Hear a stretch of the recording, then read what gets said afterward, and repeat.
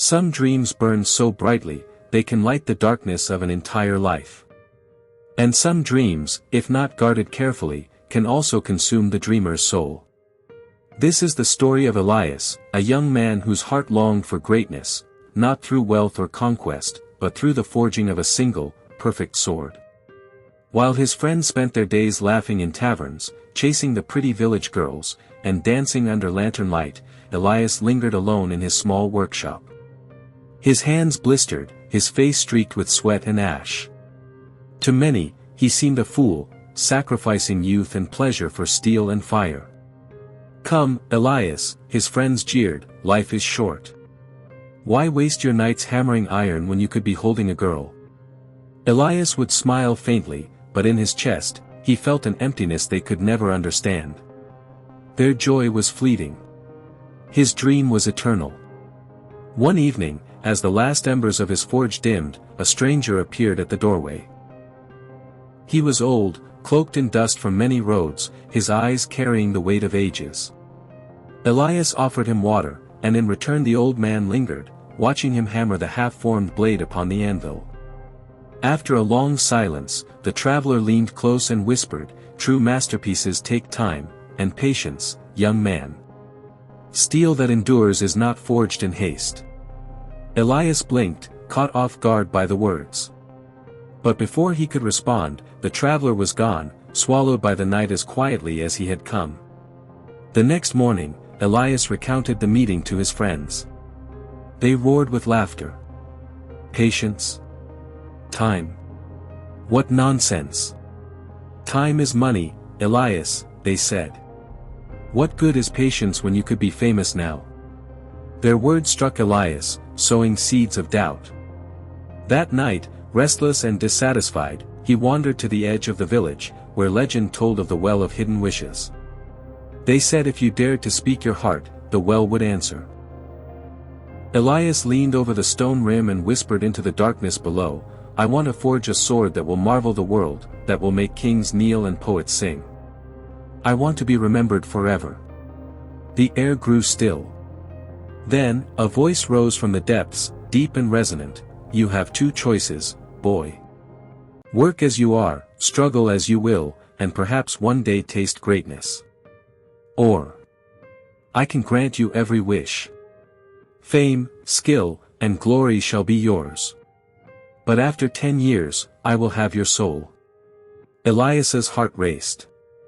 His soul for 10 years of brilliance? For the power to eclipse every smith before him? He imagined the girls who laughed at him kneeling in awe, his friends silenced, his name carved into history. But then, he thought of the old traveler's words, "True masterpieces take time and patience." With a bitter laugh, he muttered, "What a terrible bargain," and stepped back from the well. Disappointed, yet strangely relieved, Elias returned to his forge. The following morning, he struck the anvil harder than ever before. What once seemed endless toil began to sharpen into purpose. His muscles grew strong, his hands deft, his eye keen. Years slipped by like sparks from the forge. 2 years later, Elias's name was known beyond the village. His blades cut truer, his steel sang louder, and even the king's soldiers sought his work. One morning, he was summoned to the royal court itself. The king, stern and proud, examined a sword Elias had crafted. Its balance was perfect, its edge gleamed like moonlight. "From this day," declared the king, "you are my blacksmith." Elias bowed, his heart swelling. The boy mocked by friends was now the man chosen by kings. But with fame came shadows. Rivals whispered that his talent was unnatural, that no man could rise so quickly without dark bargains. Some muttered he had sold his soul at the well. Others plotted to steal his secrets. Elias ignored them, pouring his heart into every blade. Still, at night, when the fire dimmed and the workshop fell silent, he sometimes heard the echo of that hidden voice, "I can grant you every wish, for your soul." He shivered and pushed it away. One stormy evening, as lightning cracked across the skies, a cloaked figure stepped into his workshop. The forge hissed in the rain's damp air, casting shadows across the stone floor. The figure spoke in a voice calm but commanding, "The greatest treasures, my friend, are not forged with fire alone, but with focus." Elias's hammer stilled. That voice. He knew it. The cloaked figure pulled back his hood, and there he was, the mysterious traveler who had whispered to him years before. But his eyes burned brighter now, ageless and piercing. "Why do you haunt me?" Elias demanded. "I turned away from the well. I gave nothing to the voice in its depths.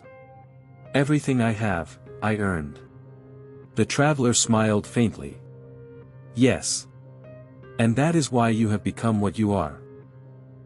Had you chosen the bargain, your fame would have burned hot and brief, and your soul would already belong to the darkness. But you chose struggle. You chose patience. And now, you are free." Elias felt his chest tighten. For the first time, he understood, the voice in the well had not been a mere legend, but a real test. The old traveler had been watching him all along, not to curse him, but to guide him. "Then, who are you?" Elias whispered. The traveler's eyes softened. "A guardian of truth. I appear only to those who stand at the edge of temptation. Many fall. Few resist. But you, Elias, you are proof that the greatest masterpieces are not forged in fire, but in the choices of the heart." And just like that, the traveler vanished once more, leaving only the fading echo of his words. Elias stood in his workshop, staring at the sword before him. It was unfinished, its edge dull, its form imperfect. Yet, in that moment, he no longer longed for fame, or glory, or the adoration of creating, to keep forging steel with patience and focus, to honor the journey rather than chase the end. Years passed, and Elias's swords became legends of their own. Warriors carried them into battle, poets sang of their beauty, and generations later, children whispered his name with awe.